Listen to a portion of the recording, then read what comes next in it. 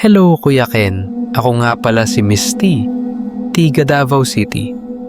Lahat nagsimula nang mamatay ang aking ate, 3 taon na ang nakakalipas. Di kami okay noon. Isang bahay pero parang di nagkakakilala. May anak siyang isa, pero wala na akong pakialam. Hanggang sa napansin kong bigla siyang pumayat. Sobra. Kahit walang sakit, parang pinipiga ang buhay sa kanya. January 29, birthday ko, at sinabi ng supervisor ko na parang may kakaiba sa ate ko. Baka kailangan daw dalhin sa albularyo. Pero nagpa-check up na siya. Lahat negative. Kinabukasan, na-admit siya. Kailangan siyang ma-x-ray, kaya tinanggal niya ang Saint Benedict medal niya. Nakalimutan niyang isabit ulit.